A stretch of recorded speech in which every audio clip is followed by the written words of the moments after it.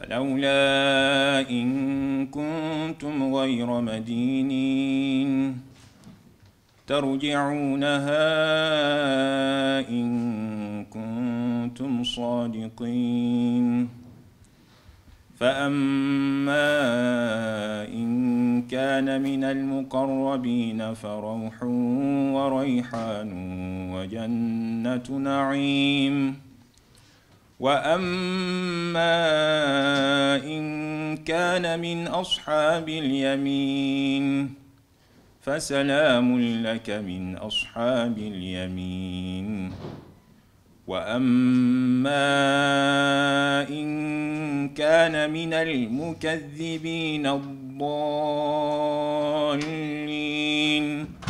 فنزل من حميم وتصلية جحيم إن هذا لهو حق اليقين فسبح باسم ربك العظيم Sadakallahul azim.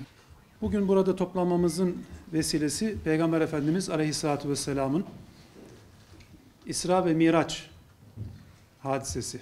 Dünya Kudüs Haftası olarak bu sefer ilan ettik.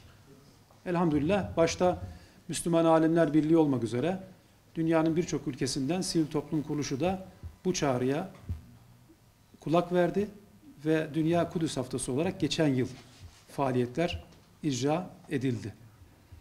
Bu yılda yine sivil toplum olarak Dünya Kudüs Haftası'nı inşallah farklı nitelikteki faaliyetlerle dolu dolu geçirelim arzu ediyoruz. Sadece Kudüs Şurası'ndaki üye olan kuruluşlar değil, bütün sivil toplum kuruluşları, dernekler, vakıflar, topluluklar, bunun yanı sıra kurumlar, okullar, üniversiteler, öğrenci kulüpleri, toplulukları bu hususta faaliyet yapmaları için teşvik ediyoruz. Zira Kudüs meselesi kanaatimizce bugün ümmetin elindeki birleştirici önemli çimentolardan birisi. Birçok konuda ne yazık ki ihtilaf ediyoruz. Birçok konuda bir araya gelmekte zorluk çekiyoruz. Ama gördük ki elhamdülillah Kudüs meselesinde şu kadar zaman içerisinde sivil toplum kuruluşlarımız kendi önceliklerini, kendi içtihatlarını gerektiğinde bir tarafa bırakarak bu hususta bir şemsiye altına, bir çatı altına rahatlıkla girebiliyorlar. Bu hususta öncülük ettiği için de Kudüs Şuramızın altındaki bütün sivil toplum kuruluşlarına ve hususen de değerli başkanı Mustafa Kır abimize ve hocamıza ben teşekkür ediyorum huzurlarınızda.